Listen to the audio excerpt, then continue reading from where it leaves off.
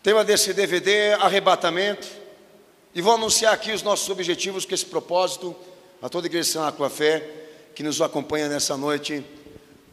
Nossos objetivos aqui é introduzirmos com subsídios bíblicos doutrinários a escatologia da encarnação de Cristo, sua vida, sua morte e ressurreição, reputada no tempo da consumação do reino de Deus, que será levado pela morte gloriosa, que será levado pela parte gloriosa da segunda vinda de Jesus Cristo de Nazaré. Aprofundarmos o conhecimento sobre a perspectiva do Novo Testamento, ao ponto de construirmos de acordo com os princípios éticos básicos que estão no centro do ensino de Jesus, o fio fundamental da história da salvação escatológica. De acordo com o Novo Testamento, convocamos a unidade deste pensamento e parecer, no gênero epistolar primitivo, uma linguagem característica do Evangelho que se entrelace nos ensinos, conselhos e recomendações práticas da primeira igreja, a fim de garantir a fé de seus eleitores cristãos em meio aos desalentos, temores e sofrimentos da vida presente, uma aceitação literal dos pronunciamentos escatológicos do Cristo ressurreto. Objetivos também de apresentarmos uma série de descrições de eventos futuros na mensagem apocalíptica de Jesus, para elaborarmos um esquema histórico coerente que designe a visibilidade do retorno do Cristo, onde o sentido literal deste acontecimento importante não seja obtido como o último dia dos homens, mas o início do fim iminente para o mundo, o que será concretizado num espaço de tempo pré-determinado. Esse DVD está dividido em 100 sessões para você que está nos assistindo.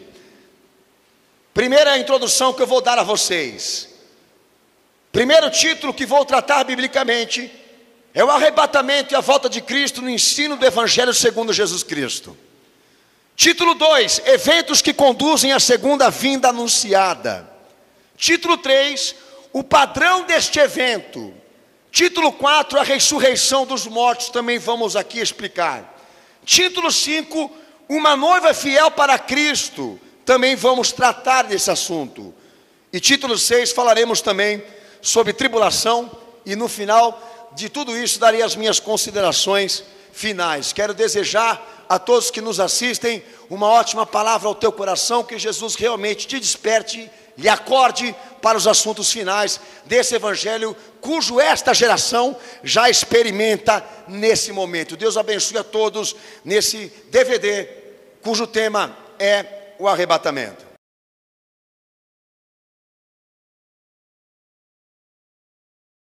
Bom, meus amados, a introdução que eu preparei aqui a vocês, preste atenção, é importantíssima isso, hein? Na escatologia, você que não sabe o que é isso, é a doutrina das últimas coisas que estão contidas no Evangelho e no Apocalipse de Jesus. Ok? E na escatologia que a Bíblia trata, assim como todas as outras coisas do Novo Testamento, ok? O entendimento é que o Novo Testamento parte do Antigo Testamento. A Bíblia não são retalhos, é uma coisa só. A doutrina fundamental da fé cristã entende que Jesus é o Cristo, o ungido de Deus, para o cumprimento da sua promessa a Israel, e através de Israel para o mundo. Esta doutrina está definida em 4 estágios panorâmicos que eu quero falar a vocês aqui. Primeiro, Jesus é o Messias anunciado a Israel pelos profetas. Segundo, Jesus é o ministério encarnado da divindade anunciado pelos evangelhos. Terceiro, Jesus é o único mediador de Deus entre os homens, registrado no credo primitivo, na confissão da primeira igreja registrada em Atos. Quarto, Jesus é a salvação escatológica no segundo aparecimento da sua glória. Já se perguntou por que o Apocalipse é o último livro da Bíblia? Quero dizer a você que a salvação que Jesus representa para a humanidade, ela é perfeitamente histórica, meus amados irmãos. Todos os livros estão agrupados para anunciar um único Salvador, desde o primeiro ao último livro. O entendimento doutrinário, de acordo com o Novo Testamento, é que a encarnação é o cumprimento da promessa da salvação do Antigo Testamento. Este cumprimento é uma natureza que antecipa uma consumação final que ainda é futura. A obra histórica de Cristo pela primeira vinda, sua vida, sua morte e ressurreição, pode ser classificada como uma escatologia realizada e parcialmente abreviada, que antecipa uma realização final na segunda vinda. Ou seja, Jesus é o princípio, o meio e o fim. Diga: Jesus é o princípio, o meio e o fim. Ou seja, a salvação que Jesus realizou é parcial, abreviada e chama a uma realização final. Explico melhor aos meus amados irmãos. A salvação que a Bíblia prega é panorâmica. Quer dizer o seguinte: Jesus é o Messias anunciado para Israel pelos profetas, se cumpriu. Jesus é o ministério encarnado da divindade que o Evangelho anuncia, se cumpriu, é histórico. Jesus é o único mediador de Deus entre os homens, no credo primitivo, na confissão de fé da primeira igreja de Atos, se cumpriu, porque eles viveram essa fé. Jesus é a salvação escatológica no segundo aparecimento da sua glória. O evangelho apocalíptico quer dizer o seguinte: essa parte não vai se cumprir? Se Deus foi poderoso para dar cabo das suas promessas até o evangelho, do evangelho às epístolas, historicamente com a igreja, por que o Apocalipse tem que ser descartado desse fato? Deus não vai ser poderoso para levar à frente o que Ele reservou para o futuro da humanidade e da igreja, cenáculo? A visão da salvação é histórica. No Antigo Testamento, Jesus é a preparação pelos profetas. No Evangelho, Ele é a manifestação em carne. No Evangelho é a apropriação para a humanidade se converter, se arrepender para o dia da sua vinda, pois o dia da sua vinda está no Evangelho como fato de consumação. São 4 parâmetros que devem estar na confissão da igreja, porque se não tiver, colocamos em dúvida a fé de todos que estão nos ouvindo aqui. Outra parte importante na minha introdução, que quero fazer uma observação rápida aqui.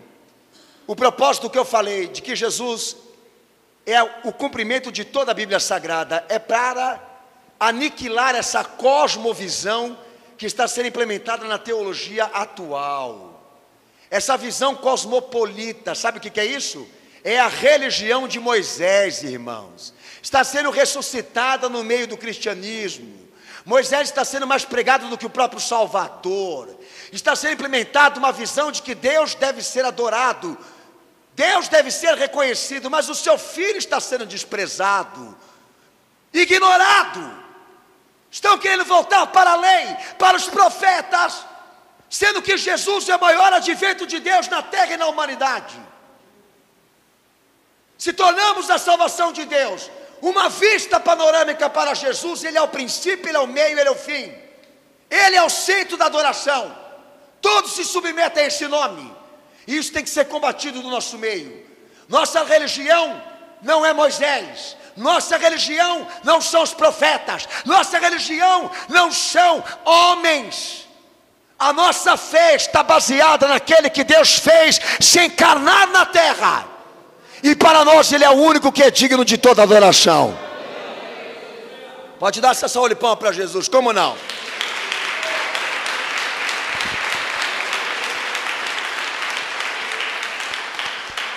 Outro apontamento que nós vamos combater aqui, além dessa visão cosmopolita que está dentro do movimento evangélico. Interpretações principais do Apocalipse que foram difundidas ao longo da história, e eu vou citar aqui as 4 mais comuns, que normalmente são chamadas de preterista histórica, futurista, idealista. Eu vou representar e explicar a vocês aqui. Duas possuem variações e também absurdos. A primeira delas, idealistas. Há um campo na teologia de homens intelectuais que definem que o Apocalipse que João escreveu é uma criação desse homem, que João teria inventado tudo isso, visões, figuras, lugares e eventos somente para alimentar a esperança da igreja que está sendo perseguida na época. Eu lhe pergunto, João mentiu? A preterista, que também está na visão da igreja atual, de que o Apocalipse já tenha se cumprido durante o período em que foi escrito lá na história, do que foi narrado por João. O pior disso tudo, o absurdo de acharmos que o Apocalipse já se cumpriu e deixar esse espaço vazio na história, é que a partir do momento que todos entendem que o Apocalipse já é um fato consumado, todo ele se cumpriu, o mundo ainda vive, continua a sua trajetória de desenvolvimento humano, e quem foi vencedor nisso tudo? Para que Jesus morreu? Aonde encaixaremos o restante do que Cristo anunciou que deve se cumprir? O futuro da igreja atual está na mão de quem? Os acontecimentos fundamentais do Evangelho, como a ressurreição de Cristo, o seu retorno, a sua glória, o triunfo do anúncio do Evangelho, a preparação do reino de Deus para os justos, o princípio de um novo céu e de uma nova terra, a vitória dos crentes sobre o mundo e o juízo final para os ímpios, ficaram perdidos em uma época crítica e sujeitos à realidade do mundo atual, irmãos. Apocalipse 1:8, repita comigo: aquele que é, que era, há de vir. Repita: aquele que é, que era, há de vir. São abominações que estão sendo pregadas e difundidas no meio do povo ao longo da história. Quem tem vontade de entrar dentro de uma escola teológica, quiser, é o que você vai ouvir lá entre eles. Mas quais as visões que são admitidas pelo Evangelho? Que o Apocalipse, ou a visão escatológica, é histórica e futura. Histórica por quê? Porque no Apocalipse as revelações são predições de um período inteiro da história da igreja, desde os tempos de João até o fim do mundo, um panorama e uma série de quadros que delineia os passos sucessivos e as características mais notáveis da luta da igreja até a vitória final. A panorâmica da salvação em Cristo, que nos diz que esta mensagem está além do tempo dos profetas e da primeira igreja. O plano redentor preparado por Deus, que teve hora para começar, alfa, e terá hora certa para acabar, ômega. Futura por quê? Porque a revelação do nosso Senhor, centralizada no Apocalipse, a maior parte dela, no tempo da vinda do Senhor e no fim do mundo, esta interpretação sustenta, na maior parte do livro, que esses eventos que estão revelados ainda, parte deles devem se cumprir. Esta opinião deve ser a mais ampla e correta visão, sustentada pela igreja primitiva apostólica de Atos sobre o Apocalipse. Quer dizer o seguinte: histórica porque tudo o que Jesus falou a nível de escatologia envolve a história, o passado, como também coloca a igreja nesta visão de que muitas coisas que ele também preveu, anunciou, profetizou, ainda devem se cumprir porque não se cumpriu. Quem testifica diz amém. Amém. Quem testifica diz amém. Amém. Então o Evangelho é apocalíptico.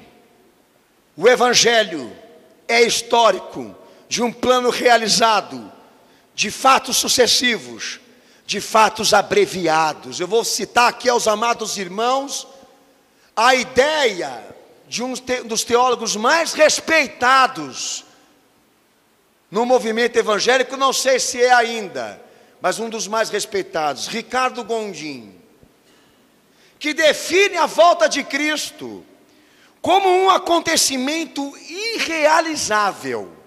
Ele define o Apocalipse de Jesus como algo que se afasta sempre da igreja, uma utopia. Numa pregação para pastores, esse homem diz o seguinte: você pergunta se creio na volta de Cristo? Ele diz: creio, mas não creio na volta de Cristo como foi defendido por Paulo. Olha só, como sendo, vem Jesus, ora vem Senhor Jesus. Ele não crê nisso. Ele crê que a volta de Jesus é uma força, um tônico, que motiva a igreja a uma mobilização de transformações no mundo. A igreja como um agente transformador da história, que contribui para o processo da humanidade. Você sabe o que é isso aí? Teologia existencialista. O homem no centro e não Cristo. Para ele, a volta de Jesus é uma coisa que nunca vai acontecer. Para ele, o que deve acontecer agora é a igreja trabalhar para mudar o mundo. Quem é a favor dessa visão aí? Que o evangelho existe por uma causa social, política, filantrópica, antropológica. Não é o que a Bíblia prega. É o que nós vamos também combater hoje aqui. É o que nós vamos, nesse momento, confiscar aqui. De que o Senhor tenha morrido na cruz e ressurgido, para dar ao mundo uma nova geração, um novo universo, etc, etc, etc, que é como esses homens que pertencem a uma corrente teológica, iluminista, maçônica, filosófica, que estão distribuídos nas igrejas agora, para infectar as pessoas, que o Apocalipse é uma ficção e uma loucura para o povo. Meus amados, a coisa está feia, está séria. Se os amados quiserem pesquisar, fiquem à vontade. Fiz esse cara ficar famoso aqui, amém? Fiz ele ficar famoso aqui porque ele merece, porque eles abrem a boca para falar um monte de besteira, e o povo acata essa visão, e retalha a Bíblia, eles divide toda ela, como se eles tivessem direito disso. Como todos perceberam, Jesus é o princípio, é o meio e o fim. Ou você pega tudo, ou você não pega nada. Dá uma salva de palmas para Jesus.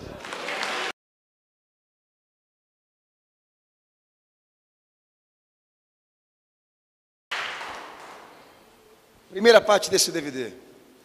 A escatologia e o arrebatamento no ensino do Evangelho segundo Jesus Cristo.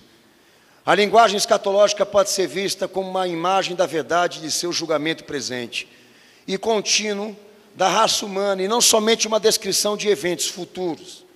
Segundo o Evangelho, a esperança escatológica do segundo advento de Cristo é tão fundamental para a fé, pois está baseada no ensino próprio de Jesus e não é coisa de João. Para muita gente que fica pensando que o tema do arrebatamento, da volta de Cristo, a visão apocalipse só esteja num livro da Bíblia, está enganado, porque esse assunto foi iniciado no Evangelho. Quem testifica diz amém.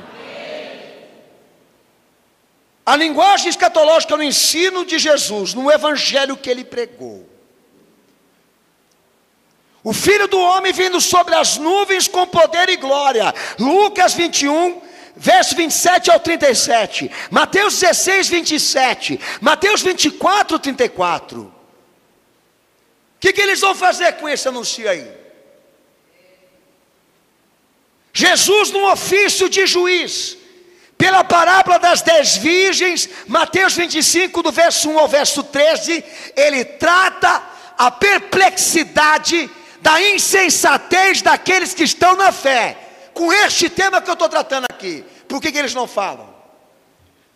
A parábola das bodas de Mateus 22, verso 1 ao verso 14, testificando o quanto o Senhor se preocupou em avisar, em tratar sobre esse assunto, a sua segunda vinda. A vida por intermédio do Filho, em João 5, 22. E o dia do Senhor, em João 12, 48, a qual o Senhor também alerta, ele vindo pela segunda vez no ofício de juiz. Jesus no ofício de separador, exortando a igreja à vigilância, em Mateus 24, verso 40 ao verso 41. O pastor que aparta as ovelhas dos bodes. Mateus 25, do 31 ao verso 34, alertando que esse dia vai chegar. A parábola do rico e de Lázaro, em Lucas 16, 26. A vinda súbita do reino de Deus, em Lucas 17, 34. A igreja vai percebendo quantos temas abordados pelo Evangelho, que se a igreja quiser pregar, tem. A parábola dos dois servos, em Mateus 24, 45. A vinda do Filho do Homem para juntar os escolhidos, em Mateus 24, verso 30 ao verso 31. Jesus no ofício de recompensador, pela parábola dos dois servos, em Mateus 24, 45. A parábola dos 10 servos e as 10 minas, em Lucas 19, 17. A parábola dos talentos, em Mateus 25, 23. Jesus retratando com a igreja, de acontecimentos e adventos que estão preparados para o futuro, que nos envolve com o Evangelho. A obra dele não termina na cruz, não termina na sua morte, não termina no seu sepultamento, não termina naquilo que ele realizou humanamente falando entre os homens. É o início. É o início. E como todo mundo está percebendo, o Apocalipse não é uma mensagem de João, nem segundo João.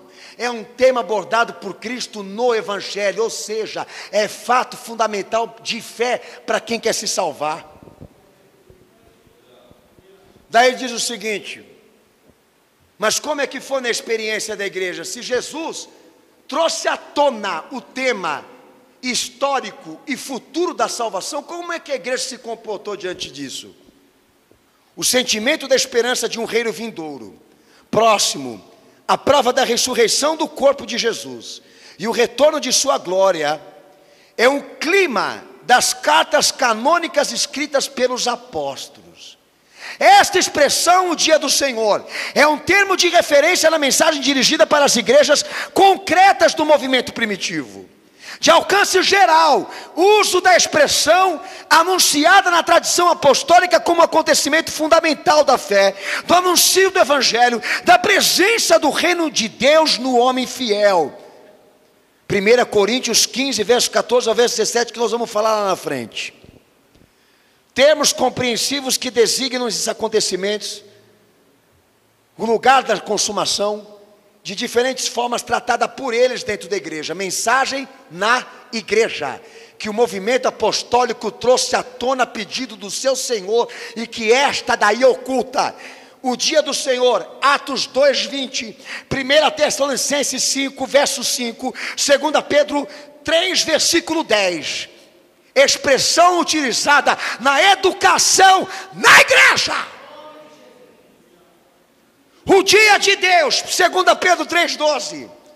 O último dia, João 6,39, versos 40, 44 e 54. Aquele dia, Mateus 7,22. O dia do Senhor Jesus, 1 Coríntios 5, verso 5 e 2 Coríntios 1, versículo 14. O dia de nosso Senhor Jesus Cristo, Paulo trata, 1 Coríntios capítulo 1, verso 8. O dia de Jesus Cristo, Filipenses 1, 6. O dia de Cristo, Filipenses 1, 10. Capítulo 2, versículo 16.